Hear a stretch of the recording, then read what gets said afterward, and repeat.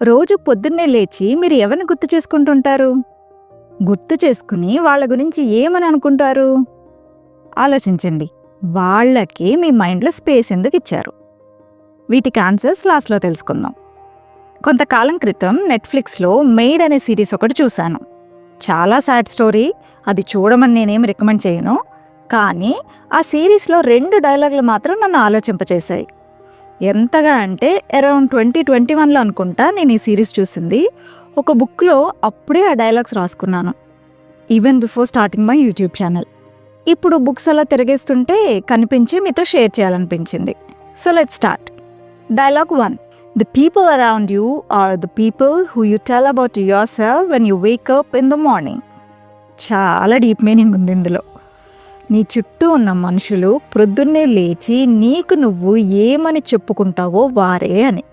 నిజమే కదా. రాత్రి పడుకునే ముందు వరకు ఉన్న సంబంధ బాంధవ్యాలను బట్టి ప్రొద్దున్న లేచి ఈ మనిషి మంచోడు, ఈ మనిషి చెడ్డోడు, ఈ మనిషి గొప్పోడు, ఈ మనిషి పేదోడు, ఈ మనిషికి నేను నచ్చుతాను, ఈ మనిషికి నేను నచ్చను, ఇతను కోపిష్టి, ఆమె పాపిష్టి అని మనకు మనం చెప్పుకునే అభిప్రాయాలేగా. బాస్కి ఎందుకు భయపడతాం? ప్రొద్దున్న లేచి మనకి మనం చెప్పుకుంటాం, అమ్మో లేట్ వెళ్తే శాలరీ కట్ చేస్తాడు అని. భర్త మీద ప్రేమ చూపిస్తూ టిఫిన్ ఎందుకు వడ్డిస్తాం? నిన్నటి రాత్రి వరకు ప్రేమగానే చూశాడు కాబట్టి. పని మనిషి మీద కోపం ఎందుకు చూపిస్తాం? నిన్న పనికి రావడం చెప్పకుండానే మానేసింది కాబట్టి. అదే ఆ రాత్రిలోపు జాబ్కి రిజైన్ చేద్దామని డిసైడ్ అయిపోతే ప్రొద్దున్న లేచి బాసా వాడెవడు అనుకుంటాం. భర్తతో ఆ రాత్రిలోపు గొడవైతే ప్రొద్దున లేచి అన్నీ నేనే చేయాలా, చేసుకోలేడా ఏంటి అని అనుకుంటాం. పని మనిషి నిన్నటి పని చెప్పిన దానికంటే బెటర్గా చేసిందంటే తర్వాత రోజు నవ్వుతూ ఆహ్వానించి ఇంకాస్త ఫలహారం ఎక్కువ పెట్టి పంపిస్తాం. అంటే దీని అర్థం మనుషుల్లో మంచి చెడు ఎక్కువ తక్కువ అంటూ ఏమీ ఉండరు. మనం మారుతున్న అభిప్రాయాలని బట్టే మనిషి మంచి చెడులు కూడా మారుతూ ఉంటాయి. అంతే కదా. అలాగే ఈయన మన పై ఆఫీసర్, ఈయనకు భయపడాలి, ఇతను మన సబార్డినేట్, ఇతని మీద అధికారం చలాయించవచ్చు అని మనకి మనం సబ్కాన్షియస్గానే చెప్పుకుంటామని అబ్జర్వ్ చేశారా? ఒక్కసారి ఇమాజిన్ చేసుకోండి.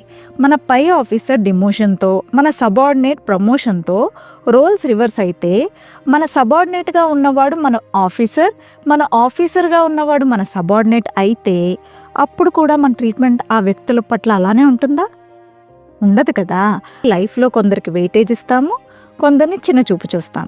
మనకి జరిగిన సంఘటనకి మాత్రమే అవతల వ్యక్తి యొక్క వ్యక్తిత్వం ఇలా అని చెప్పుకుంటాం. మళ్ళీ వేరే వాళ్ళకి అదే వ్యక్తి వ్యక్తిత్వం మరోలా అనిపించవచ్చు. ఒకసారి డైరెక్టర్ రామ్ గోపాల్ వర్మ కూడా ఒక ఇంటర్వ్యూలో ఇలానే అన్నారు, కొందరికి నేను నచ్చుతాను, కొందరికి నేను నచ్చను, కానీ అందరికీ నేను అదే సేమ్ పర్సన్ అని. అంతే కదా. మన స్టోరీలో మనం వాళ్ళ క్యారెక్టర్ని ఎలా రాసుకుంటామో వాళ్ళు అలాగే ఉంటారు. డైలాగ్ మళ్ళీ రిపీట్ చేయాలనిపిస్తుంది. The people around you are the people who you tell about to yourself when you wake up in the morning. ప్రతిరోజు నిద్రలేస్తూనే నీకు నువ్వు వాళ్ళు ఎవరని చెప్పుకుంటావో ఆ మనుషులే నీ చుట్టూ ఉన్నవాళ్ళు. సూపర్ కదా. మీకు అర్థమయ్యేలా చెప్పగలిగానో లేదో కానీ నాకైతే చాలా థాట్ ప్రొవోకింగ్ అండ్ పవర్ఫుల్ స్టేట్మెంట్గా అనిపించింది ఈ డైలాగ్. ఇక డైలాగ్ నెంబర్ 2. మన మెయిడ్ సిరీస్లోని ప్రొటాగనిస్ట్, అదే మన హీరోయిన్, మెయిడ్ సర్వీసెస్ ఇస్తూ ఉంటుంది. అర్బన్ కంపెనీ లాగన్నమాట. ఒక ఆవిడ తన ఇల్లు డీప్ క్లీనింగ్ చేయించుకోవడానికి మన హీరోయిన్ని బుక్ చేసుకుంటుంది.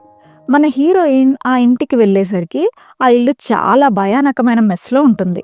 ఎక్కడ చూసిన సామాన్లతో ఇరుకుగా, ఎక్కడ మొదలు పెట్టాలో అర్థం కానట్లుగా ఉంటుంది. అది చూసి మన హీరోయిన్ అసలు ఇది ఇల్లేనా లేక డంపియాడా అన్నట్లు క్వశ్చన్ మార్క్ ఫేస్ పెడుతుంది. అది గమనించిన ఆ ఇంటి ఓనర్ తనను తాను జస్టిఫై చేసుకోవడానికి ఇలా అంటుంది, How can we just throw all the things that belong to the kids and live, even if it is junk? After all, they are the memories of their growing up years, isn't it? అని. అంటే ఎవరైనా పిల్లలకి సంబంధించిన వస్తువులు junk అయినా సరే పడేసి మనశ్శాంతిగా ఎలా బ్రతకగలరు? ఎంతైనా అవి పిల్లలు ఎదుగుతున్న వయసులోని మధుర స్మృతులు కదా అని అడుగుతుంది. దానికి మన heroine single line punch dialogue వేస్తుంది, but we have to make space for them to live. కానీ ముందు వాళ్ళు అంటే పిల్లలు బ్రతకాలంటే స్థలం కల్పించాలి కదా అని దాని అర్థం. ఈ డైలాగ్ అయితే నాకు ఫ్యాట్ మన్ తగిలింది. నేను కూడా అప్పటి వరకు అంతే చేసేదాన్ని. అరే నా పిల్లలకు సంబంధించినవి ఇవి, అలా ఎలా పడేస్తాను, నా మెమరీస్ వాళ్ళ మెమరీస్ అనుకుంటూ విరిగిపోయిన బొమ్మలు, చిరిగిపోయిన పుస్తకాలు, పొట్టయిపోయిన బట్టలు అన్నీ దాచుకునేదాన్ని. ఈ డైలాగ్ విన్న తర్వాత నా పర్స్పెక్టివ్ మార్చుకున్నాను. అవును కదా, ఫస్ట్ పిల్లలు సుఖంగా స్వేచ్ఛగా గాలి పీల్చుకునే స్థలం అంటే స్పేషియస్ రూమ్స్, స్పేషియస్ హౌస్ని ప్రొవైడ్ చేయడంలోనే ప్రేమ ఉంటుంది, కానీ ఉపయోగం కాని వస్తువులను అపురూపంగా దాచుకోవడంలో ఉండదు కదా అని తెలుసుకున్నాను. ఇవ్వండి ఈ 2 డైలాగులు మేడ్ సిరీస్లోనివి. వీడియో స్టార్టింగ్లో ఒక క్వశ్చన్ అడిగాను కదా, రోజు లేచి ఎవరిని గుర్తు చేసుకుంటున్నారు అని అడిగాను కదా. అయితే ఆ గుర్తులు మీ హృదయం మీద ఏ విధమైన ఇంపాక్ట్ వేస్తున్నాయో ఆ ఆన్సర్లోనే ఉంది మీ రిలేషన్షిప్స్, మీ జడ్జ్మెంట్స్ అండ్ మీ మెమరీస్. మరి ఈ డైలాగ్స్ మీకు ఎలా అనిపించాయి? కరెక్ట్గానే ఎమోషన్ని మీకు కన్వే చేయగలిగానా లేదా? మీకు కూడా ఈ డైలాగ్స్ థాట్ ప్రొవోకింగ్గా అనిపించాయా లేదా? నాకు కామెంట్స్లో చెప్పండి. వీడియో నచ్చినట్లయితే లైక్, షేర్ అండ్ సబ్స్క్రైబ్ చేయడం మర్చిపోకండి. మరిన్ని వీడియోస్ చేయడానికి అవే నాకు ఎంకరేజ్మెంట్ అని అర్థం చేసుకోండి. Thank you for watching.